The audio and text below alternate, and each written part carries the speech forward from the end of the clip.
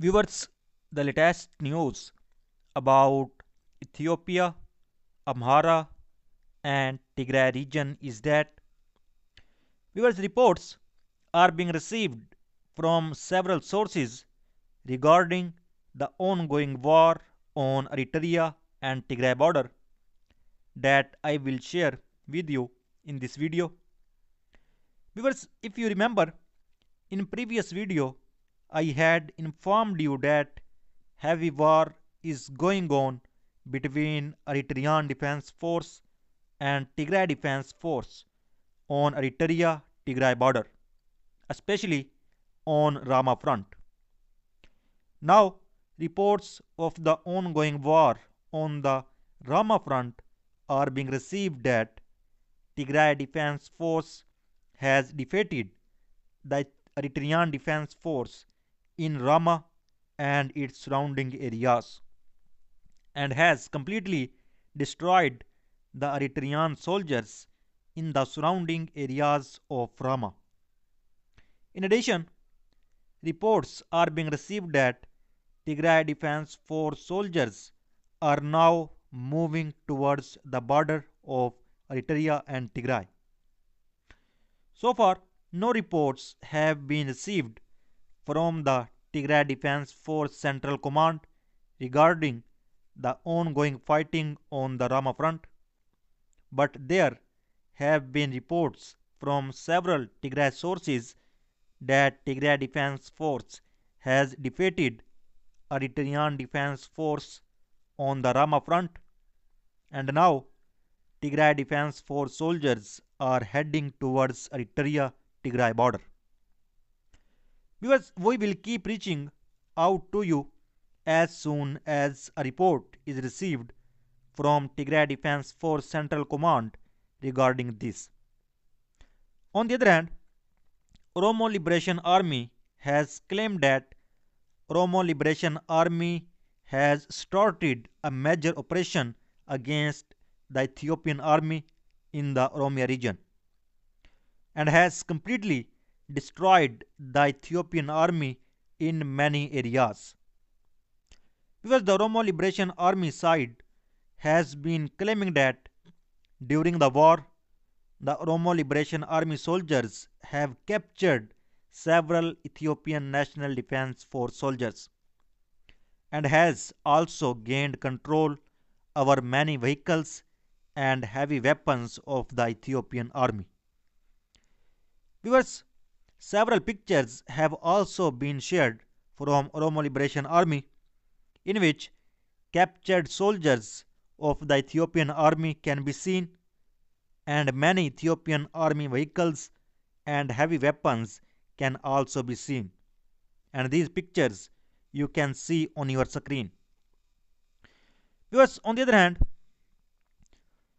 a statement is published by US Embassy in Ethiopia.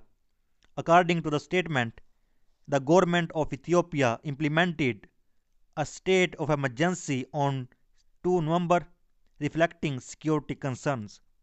And the security situation in Ethiopia remains concerning and can deteriorate without warning.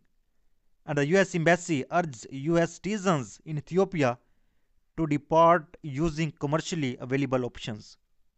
And the embassy is unlikely to be able to assist US citizens in Ethiopia with departure if commercial options become unavailable. And please see information on what the Department of State can and cannot do in a crisis.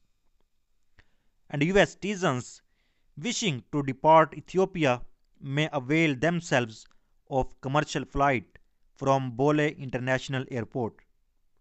And if you have difficulty securing a flight or need assistance to return to the United States, please contact acis@state.gov for guidance.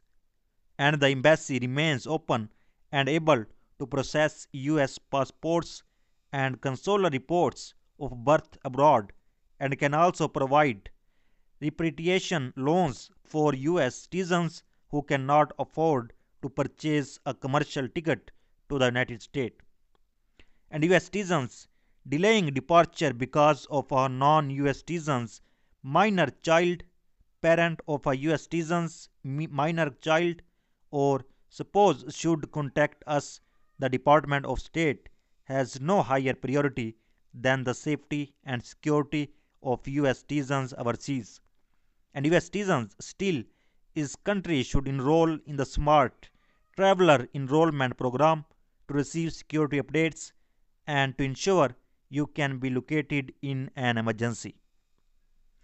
Viewers, and Horn of Africa analyst Miryuti Mutiga from the International Crisis Group called the Tigray People's Liberation Front's withdrawal a silver of hope for the eventual end of the civil war which has been dragging in Ethiopia for over 13 months.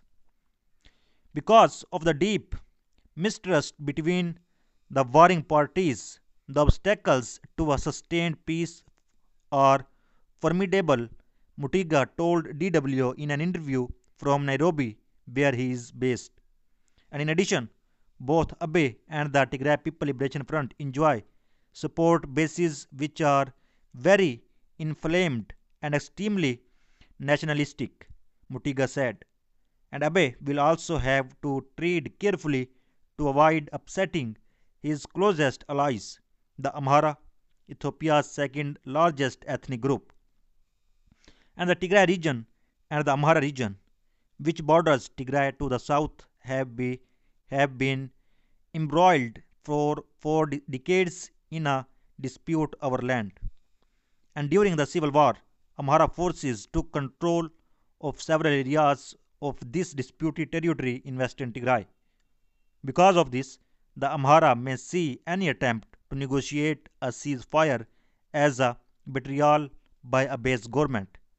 Mutiga said the same applies to Eritrea, which has been a stalwart supporter of Abe's since the start of the conflict in November 2020. Even if both sides initially tried to hide the involvement of Eritrean troops. Abe was awarded the 2019 Nobel Peace Prize for making peace with Eritrea, his country's long-time enemy. And like Abe, Eritrean President Isaias Afwerki views the Tigray People Liberation Front as a threat to his hold on power. He also sees Tigray as a haven for Eritrean refugees, dissidents. And Afwerki is likely to prefer continued war against the Tigray People Liberation Front rather than peace talks, Mutiga said. Addis Ababa will have to be more courteous because they do not want to see a disintegration of the Ethiopian state. But as the fates of both Abe and Afwerki are intertwined, it is true that the Eritrean questions will be one of the most difficult, he added. Observers are calling for an increase of international pressure on all warring parties to seize the chance of a ceasefire. And this presents challenges on its own. The UN Security Council has its hand tied because Russia and China, two of the Council's 5 permanent members, have made it clear that they believe the conflict is an internal affair for Ethiopia. And Ethiopia's foreign allies such as Iran, Turkey, and Saudi Arabia have furnished drones and other military equipment that has contributed to recent defeat of the Tigray People Liberation Front. And stopping the conflict is not among the priorities of these foreign powers. There just seems to have been little appetite among them for the irregular removal of a leader from power by an insurgency. Instead, those governments like China's use the perceived support of the US for the Tigray People Liberation Front to strengthen their ties with Abe's administration. And Ethiopia is a highly strategic country. It is involved not only in the Horn of Africa but also in the Red Sea politics and in the politics of the Nile waters. It is the second most populous country on the continent. It is one that has very serious economic potential. So viewers, so far is the latest update. For more latest update, please subscribe channel. Thanks for watching.